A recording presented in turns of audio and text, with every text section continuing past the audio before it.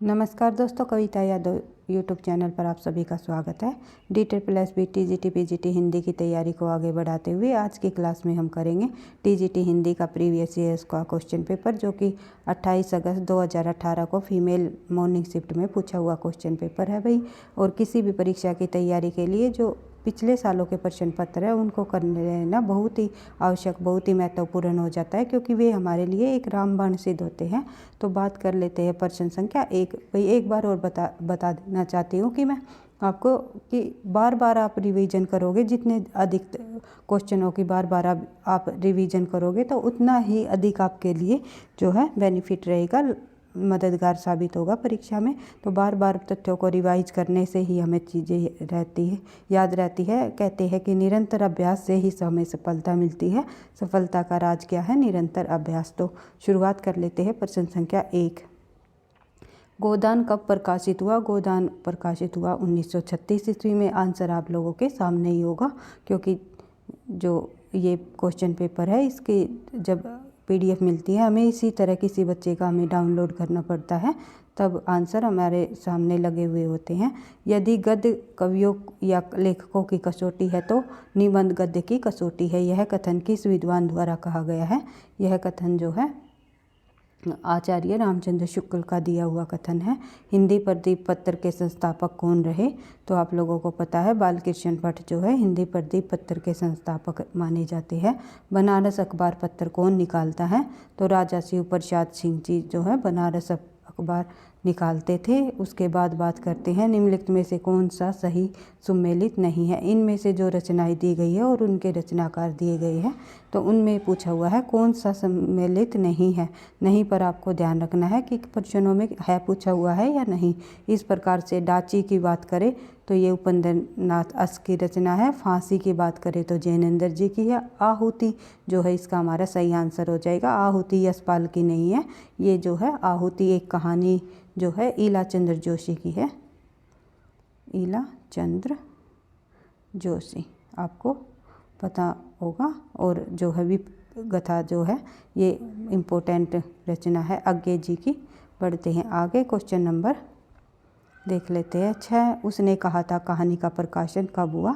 तो मैंने बताया था चंद्रधर शर्मा गुलेरी द्वारा जो उसने कहा था कहानी का प्रकाशन जो है 1915 में हुआ था।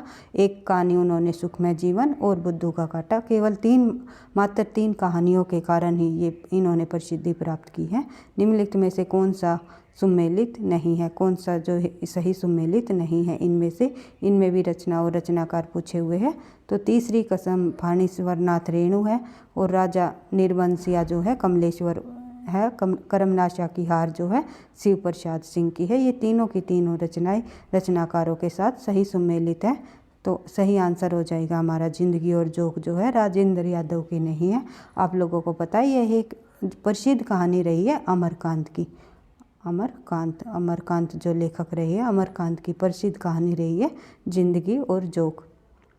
आप लोगों को जब प्रश्नों को करना है तो जब नहीं से प्रश्न पूछे जाते हैं तो चौथे ऑप्शन का ये देखकर नहीं छोड़ना है कि हमें इसका जो आंसर ये है ये राजेंद्र यादव की नहीं है। हमें ये पता करना है जिंदगी और जोक जो रचना है, कहानी है, किस लेखक के द्वारा लिखी गई है। यही हमारा जो तैयारी करने का सही तरीका होता है। और भाई PGT हिंदी का एक क्वेश्चन पेपर मैंने सोल्व कराया था अभी 1-2 दिन पहले।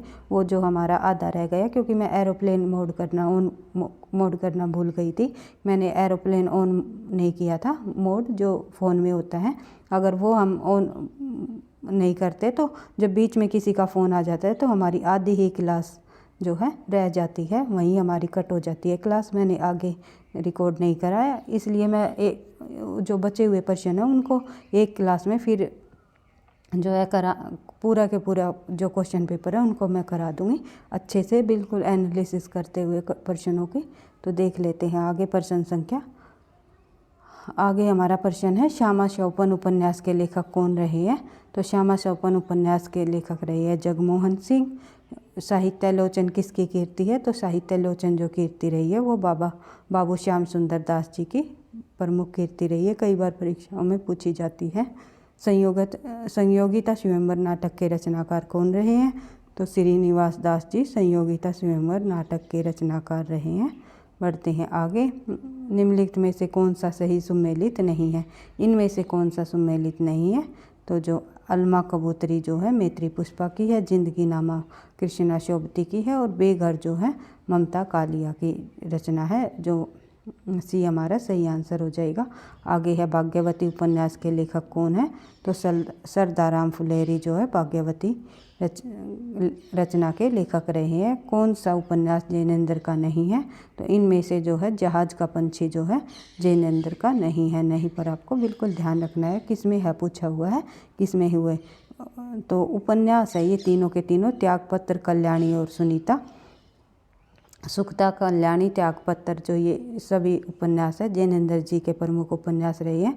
इनको क्रम वाइज लगाने का भी प्रश्न पूछ लिया जाता है कई बार, आपको ध्यान रखना है। क्योंकि हम जब प्रश्नों के ये एक सीरीज चला रखे हैं उसमें एनालिसिस करते हुए प्रश्नों का, बिल्कुल व्याख्या सहित प्रश्नों को करते हुए उनके सॉल्यूशन के साथ अपनी क्लास को आगे बढ़ा रहे हैं, तैयारी को आगे बढ़ा रहे हैं। उसमें आप लोगों को जब आप एक प्रश्न को करोगे तो वही तथ्य आपको बार बार रिवाइज होंगे। तो यही उद्देश्य है मेरा इस तरह प्रश्नों को कराने का, ताकि एक प्रश्न के साथ आपको और अन्य तथ्य भी मिल जाए और वे तथ्य आपको बार बार रिवाइज होने के कारण आपको याद हो जाए। तो देख लेते हैं जैनेंद्र जी की जो कौन सी रचना नहीं है। तो इनमें जहाज का पंछी जो है ये किसका उपन्यास है? इलाचंद्र जोशी जी का उपन्यास रहा है। दोनों के दोनों जो है मनोवैज्ञानिक उपन्यासकार रहे हैं, जैनेंद्र भी और इलाचंद्र जोशी भी। इलाचंद्र जोशी जी का ये उपन्यास रहा है जहाज का पंछी, आपको ध्यान रखना है। बढ़ते हैं आगे। प्रश्न संख्या जो है हमारी 14, निम्नलिखित में से कौन सा सही सुमेलित नहीं है? इनमें से कौन सा सही सुमेलित नहीं है? नहीं से अधिक प्रश्न पूछे जाते हैं। इस तरह आपको ध्यान रख देते हुए प्रश्नों को पढ़ना है ताकि आप एक भी प्रश्न गलत ना कर पाए।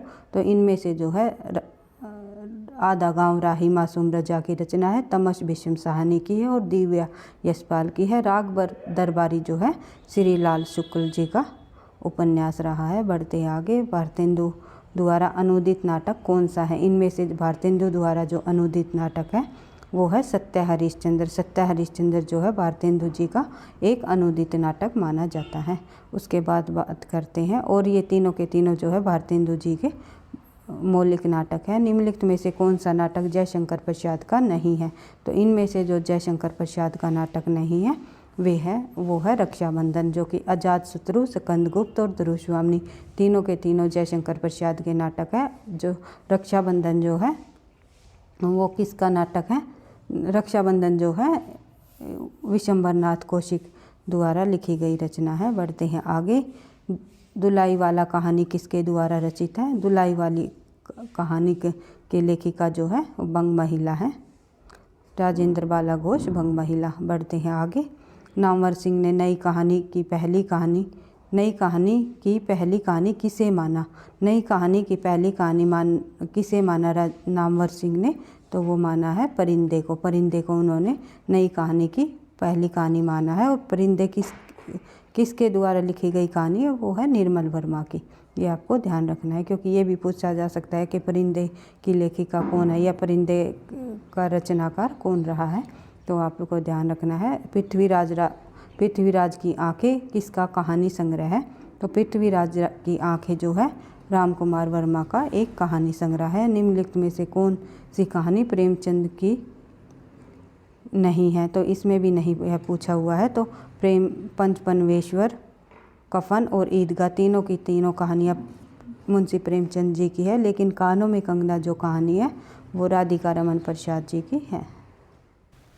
राधिका रमन प्रसाद की कहानी कानों में कंगना। बढ़ती है आगे।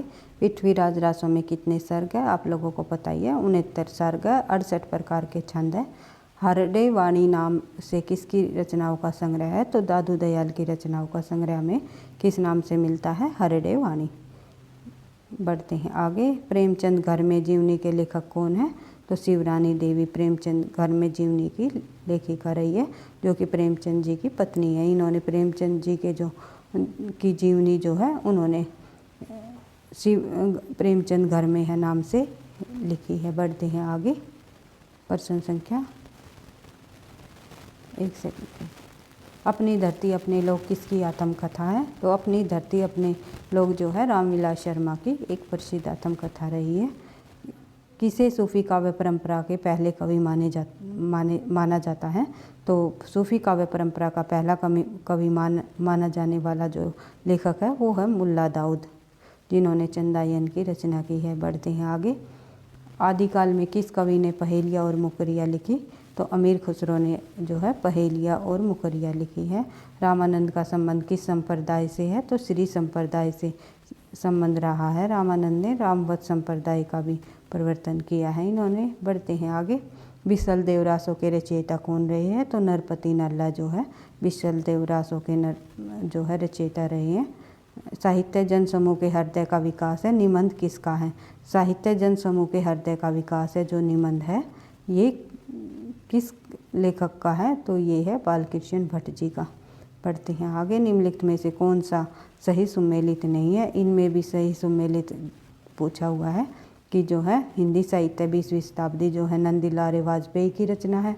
मिट्टी की ओर जो है रामधारी सिंह दिनकर की है। श्रृंखला की कड़िया जो है महादेवी वर्मा की है। अशोक के फूल जो है विद्यानिवास मिश्र, ये हमारा जो हो जाएगा सही आंसर। ये गलत है क्योंकि अशोक के फूल आप लोगों को पता है प्रसिद्ध रचना रही है किसकी? एक निबंध रहा है हजारी प्रसाद द्विवेदी जी का। हजारी प्रसाद जी का एक प्रसिद्ध निबंध रहा है। बढ़ते हैं आगे, देख लेते हैं नेक्स्ट क्वेश्चन। अतीत के चलचित्र किसकी रचना है? अतीत के चलचित्र जो रचना है वो है महादेवी वर्मा जी की। जयसी जी की कहानी नहीं है। मधुमालती जो है मंजन की कहानी है, ना कि जयसी की। मंजन कवि हुए हैं एक, उनकी कहानी है मधुमालती। और एक रचना, सॉरी भाई कहानी पूछी बोल रही हूँ मैं, तो रचना है ये जो है जयसी जी की रचना है, काव्य कीर्ति है मधुमालती जो कि मंजन कवि की है। आखिरी कलाम, अखरावट और पद्मावत तीनों की तीनों रचनाएं जयसी जी की है। और एक रचना और है मधुमालती से मिलती जुलती ही, वो है मृगावती। मृगावती जो है कुतुबुन लेखक की है, जिन्होंने आचार्य रामचंद्र शुक्ल ने सूफी काव्य परंपरा की प्रथम रचना भी माना है कुतुबुन को। ये आपको ध्यान, सॉरी भाई मृगावती को, जो जिनके लेखक भाई कुतुबुन रहे हैं। तो थोड़ा सा आज मुझे कहीं जाना है, इसलिए मैं थोड़ा जल्दी आपको कराने की कोशिश कर रही हूँ ताकि आपकी एक भी क्लास बीच में ना छूटे। तो इसलिए मैं थोड़ा जल्दबाजी में थोड़ा शब्दों को, अगर मैं थोड़ा सा ऊपर नीचे भी बोल रही हूँ तो मैं क्षमा चाहूँगी। तो देख लेते हैं प्रश्न संख्या 13। एक बूंद सहसा उछली किस विधा की रचना है? तो एक बूंद सहसा उछली जो किस विधा की रचना है वो है एक यात्रा वृत्तांत। बढ़ते हैं आगे। माटी की मूर्ति के रचनाकार कौन है? तो माटी की मूर्ति के रचनाकार रहे हैं रामवृक्ष बेनीपुरी। गुरु नानक का संबंध किस प्रांत से है? तो पंजाब से है गुरु नानक जी का संबंध। आदिकाल के किस कवि को मैथिल कोकिल के नाम से जाना जाता है? आप सभी को पता है विद्यापति को मैथिल कोकिल, कंठाभरण, ये आदि नामों से जो है अभिनव, जयदेव। बढ़ते हैं आगे। तूफानों के बीच शीर्षक रिपोर्टराज के लेखक कौन रहे हैं? तो तूफानों के बीच शीर्षक रिपोर्टराज के लेखक जो है रागे राघव रहे हैं। संदेश रासक का रचयिता कौन है? संदेश रासक का जो रचयिता वो है अब्दुल रहमान। किन्नर देश में किसका यात्रा साहित्य है? तो राहुल सांस्कृत्यायन जी का एक प्रसिद्ध यात्रा साहित्य है। तिब्बत की यात्रा, किन्नर देश में आदि जो ये यात्रा साहित्य है ये राहुल जी के है। और घुमक्कड़ नाम से भी जाने जाते हैं राहुल जी, घुमक्कड़ शास्त्री इन्होंने लिखा है। कौन सा सही सुमेलित नहीं है? इनमें भी ये पूछा हुआ कौन सा सही सुमेलित नहीं है। अभी मैंने बताया था मृगावती, मृगा, ये थोड़ा टाइपिंग मिस्टेक की वजह से ये गलत शब्द लिखा हुआ है, तो मंजन का नहीं है, ये कुतुबुन कवि का है। सूफी काव्य परंपरा का प्रथम कवि माना है कुतुबुन को आचार्य रामचंद्र शुक्ल जी ने। बढ़ते हैं आगे। चांद का मुँह टेढ़ा किसकी काव्य रचना है? वो है मुक्तिबोध जी की। जमीन पक रही है किसका काव्य संग्रह है? केदारनाथ सिंह का। तार सप्तक कब प्रकाशित हुआ? तो तार सप्तक जो है वो 1953 में प्रकाशित हुआ। 4 तार सप्तकों की जो है ये प्रकाशित किए गए 4 सप्तक। इसे हम प्रथम तार सप्तक को प्रथम तार सप्तक नहीं कहते, केवल तार सप्तक नाम दिया गया है इसे। फिर दूसरा जो है प्रकाशित हुआ उसको हम दूसरा तार सप्तक कहते हैं, फिर तीसरा, फिर चौथा। इस प्रकार से चतुर्थ तार सप्तक, द्वितीय तार सप्तक, द्वितीय तार सप्तक। लेकिन प्रथम को हम प्रथम नाम से ही देते हैं और द्वितीय जो है 1959 में, तृतीय जो है 1900, प्रथम का प्रकाशन भाई 1943 में, द्वितीय का जो हुआ 51 में, 1951 में, तृतीय का रहा है भाई 1959 में, और चतुर्थ का जो है आप लोगों को पता ही है 1979 में। बढ़ते हैं आगे। प्रश्न संख्या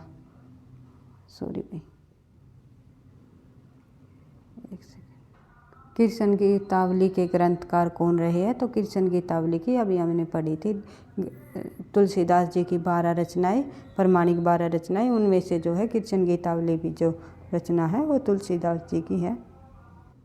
बढ़ते हैं आगे। कल विधि सुजी नारी जगमाही, पराधीन सपने हूँ सुख नाही, पंक्ति के रचनाकार कौन रहे हैं? तो इस पंक्ति के रचनाकार जो रहे हैं तुलसीदास। प्रथम रश्मि का आना, रंगणी तुमने कैसे पहचाना, पंक्ति किसके द्वारा रचित है? तो प्रथम रश्मि का आना जो पंक्ति है पंत जी की है। तंत्रीनाद कवित रस सरस राग रति रंग, पंक्ति के रचयिता कौन है? पंक्तियों से भी काफ़ी सारे प्रश्न पूछे जाते हैं, आपको ध्यान रखना है कि जो ये पंक्तियों से संबंधित जब प्रश्न आते हैं तो बार बार जब आप उनको रिवाइज करोगे तो याद हो जाएंगे। तो बिहारी जी की जो ये पंक्ति है तंत्रीनाद कवित रस, तो बिहारी जी की है। उसके बाद देख लेते हैं अगला क्वेश्चन, भक्तमाल के रचना किसने की? तो भक्तमाल की रचना करने वाले जो है वे नाभादास जी हैं। निज भाषा उन्नति है सब उन्नति को मूल, जो ये पंक्ति है ये भारतेंदु जी की है। बढ़ते हैं आगे। चतुर्भुजदास किसके पुत्र हैं? तो चतुर्भुजदास जो है कुंभनदास जी के पुत्र रहे हैं।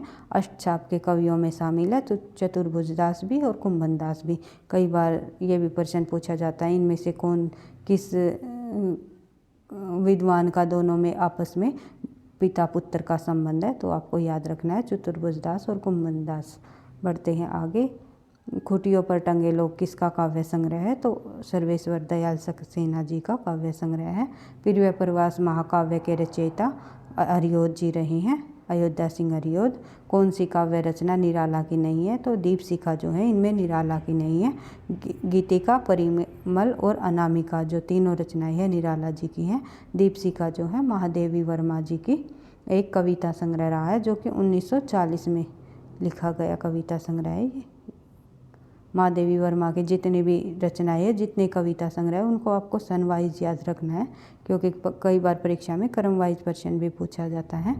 ललित ललाम किसकी रचना है? तो ललित ललाम जो है मतीराम जी की प्रसिद्ध रचना है। निम्नलिखित में से कौन सा काव्य ग्रंथ राम नरेश त्रिपाठी का नहीं है? तो भारत भारती जो है राम नरेश त्रिपाठी का नहीं है। ये जो भारत भारती जो है मैथिली शरण गुप्त जी का रचना है जो कि 1912 में इसका प्रकाशन हुआ। सोपन, पथिक और मिलन तीनों की तीनों रचनाएं राम नरेश त्रिपाठी की है। इन्हीं प्रश्नों को घुमा फिरा कर पूछा जाता है भाई, जो पिछले सालों में पूछे हुए प्रश्नों को हमें बार बार रिवाइज करना है, ताकि अगर ऐसा होता है कई बार कि कम से कम 50% प्रश्न जो है पिछले परीक्षाओं में आए हुए प्रश्नों को ही उठा लेते हैं, तो हमें पिछली परीक्षाओं में जितने भी आए हुए प्रश्नों को है उन्हीं को बार बार रिवाइज करते हुए अपनी तैयारी को आगे बढ़ाना है। और साथ साथ एक एक टॉपिक को हम बिल्कुल प्रश्न उत्तरों के सहित आगे बढ़ा ही रहे हैं, तो बिल्कुल हर एक तरीके से हमें तैयारी करनी है पिछले सालों के प्रश्न पत्रों को भी देखते हुए और आगे थोड़ा सा नए तथ्यों से जुड़ते हुए भी हमें अपनी तैयारी को आगे बढ़ाना है। तो कौन सी रचना केशवदास की नहीं है? इनमें से जो कौन सी रचना केशवदास की नहीं है? कवि प्रिय रामचंद्रिका और रसिक प्रिया जो तीनों की तीनों रचनाएं केशवदास की है। भाषा भूषण जो है जसवंत जी की रचना है। बढ़ते हैं आगे। कुरुक्षेत्र किसका काव्य है? तो कुरुक्षेत्र जो है प्रसिद्ध काव्य रहा है रामधारी सिंह दिनकर का।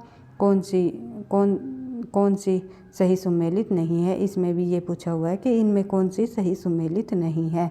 तो सुजान सागर बिहारी की जो रचना है ये सुमेलित नहीं है। इसमें सुजान सागर जो है घनानंद जी की रचना है, जिन्होंने अपनी प्रेयसी सुजान के संबंध में ऊपरी जो ये है सुजान सागर की रचना की है।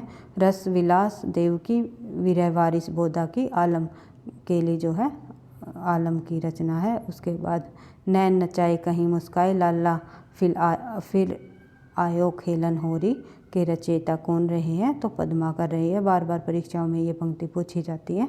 जितनी भी ये पंक्ति आई है तो कहीं ना कहीं ये दोबारा भी रिपीट हुई है और आगे भी जो पूछी जाने की काफ़ी संभावना है, क्योंकि ये इम्पोर्टेंट रचनाकारों की इम्पोर्टेंट पंक्तियाँ हैं। तो इसीलिए मैं कहती हूँ जितनी बार आप प्रश्नों को रिवाइज करोगे उतना ही अधिक आपको लाभ मिलेगा। कौन सी रचना जयशंकर प्रसाद की नहीं है, तो इसमें नहीं पूछा हुआ है कौन सी रचना जयशंकर प्रसाद की नहीं है। युगवाणी, युगवाणी जो है जयशंकर प्रसाद की नहीं है, सुमित्रानंदन पंत जी की रचना है ये युगवाणी, ये आपको ध्यान रखना है। लहर, आंसू और झरना तीनों की तीनों जो रचनाएं हैं जयशंकर प्रसाद की है। निम्नलिखित में से कौन सा अलंकार अर्थालंकार है, तो उत्प्रेक्षा इनमें जो है अर्थालंकार है। तुम्हें सौंपता हूँ किसकी काव्य रचना है, तो त्रिलोचन की काव्य रचना है तुम्हें सौंपता हूँ। उपमेय में उपमान के निषेध रहित आरोप होने का अलंकार होता है, तो वह कौन सा अलंकार होता है, रूपक अलंकार होता है। उपमेय में उपमान के निषेध आरोप होने का जो अलंकार होता है वो होता है रूपक। बढ़ते उसी का रूप दे दिया गया हो। पढ़ते हैं आगे। जैसे एक शब्द के अंदर कई अर्थ छुपे हुए होते हो तो उसे हम रूपक अलंकार कहते हैं। पश्चिमी हिंदी ब्रज भाषा के अंतर्गत कौन सी नहीं पश्चिमी हिंदी उपभाषा के अंतर्गत कौन सी नहीं आती, नहीं पूछा हुआ है। तो बघेली जो है पूर्वी हिंदी के अंतर्गत आती है। अवधी बघेली छत्तीसगढ़ी, ब्रज बुंदेली और कन्नौजी तीनों की तीनों पश्चिमी हिंदी के अंतर्गत आती है। निम्नलिखित में से कौन सा वर्ण तालव्य है, तो आप लोगों को पता है च वर्ण जो है तालव्य है। शुद्ध खड़ी बोली के नमूने किस कवि के यहाँ प्राप्त होते हैं, तो शुद्ध खड़ी बोली के नमूने जो हमें मिलते हैं वो अमीर खुसरो की रचनाओं में हमें देखने को मिलते हैं। कोश और कोश शब्द युगम का सही अर्थ बताइए। कोश और कोश शब्द युगम का हमें सही अर्थ देखना है। तो कोश का अर्थ है एक खजाना और इस कोश का अर्थ होता है शब्द संग्रह। बढ़ते हैं आगे। बिजली का पर्यायवाची नहीं है, तो जो है रमणी जो है बिजली का पर्यायवाची नहीं है। दामिनी, चपला और चंचला तीनों बिजली के पर्यायवाची है। देवनागरी लिपि के संदर्भ में कौन सा कथन गलत है, तो इनमें जो है मुद्रण की दृष्टि से देवनागरी लिपि आसान है, ये बिल्कुल इसमें गलत दिया गया है। देवनागरी की वर्णमाला का वर्णक्रम वैज्ञानिक है, ये बिल्कुल सही है। वैज्ञानिक तरीके से हमारी देवनागरी लिपि का जो विकास भी हो रहा है आगे चल करके। देवनागरी लिपि का प्रयोग बहुत व्यापक है, ये तो है ही। इस लिपि के लेखन का मुद्रण के अक्षर एक रूप है, ये भी बिल्कुल भाई सही है। और देख लेते हैं आगे प्रश्न। खक का अर्थ नहीं होता, तो खक का अर्थ क्या नहीं होता, आकाश नहीं होता। खक का मतलब होता है पक्षी, बाण, तारा, तीनों के तीनों जो है खक के अर्थ कहे जाते हैं, लेकिन आकाश जो है खक का अर्थ नहीं होता।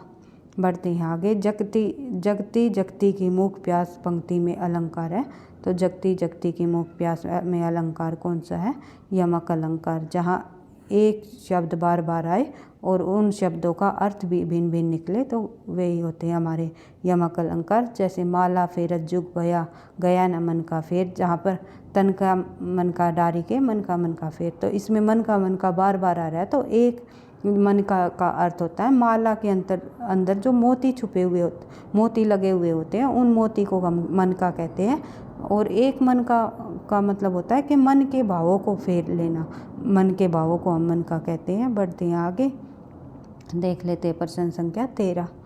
देवनागरी लिपि का सर्वप्रथम प्रयोग किस राज्य के शिलालेख में मिलता है, तो ये मिलता है गुजरात के शिलालेखों में। तो दूसरा है निम्नलिखित में से कौन सा शब्द अविकारी नहीं है। तो नया जो शब्द है इसमें अविकारी नहीं है, तब जब अभी, तीनों के तीनों जो शब्द है अविकारी है। इन्हें हम बिल्कुल एक एक टॉपिक को डिटेल से पढ़ेंगे, तब हम समझेंगे किस प्रकार हमें शब्दों की पहचान करनी है। बढ़ते हैं आगे। निम्नलिखित में से वर्तनी की दृष्टि से शुद्ध है। तो कवयित्री इस प्रकार से शुद्ध लिखा जाता है। कई बच्चे इस प्रकार से लिख देते हैं कवि और यत्री, तो ये हमारा जो है गलत हो जाएगा। तो मिलाकर जब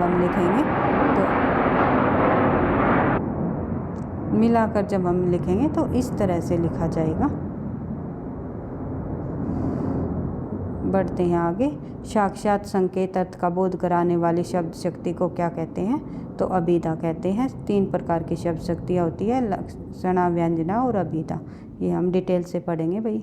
गौरव का विलोम शब्द क्या है। तो गौरव का जो विलोम शब्द होता है लाघव। उसके बाद बात करें प्रश्न संख्या आगे। संधि मूलतः कितने प्रकार की होती है। आपको पता ही है, संधि मूलतः 3 प्रकार की होती है, स्वर संधि, व्यंजन संधि और विसर्ग संधि। वह विकारी शब्द जो किसी संज्ञा के बदले आता है क्या कहलाता है। तो वह विकारी शब्द जो किसी संज्ञा के बदले आता है वे हमें सर्वनाम कहलाते हैं।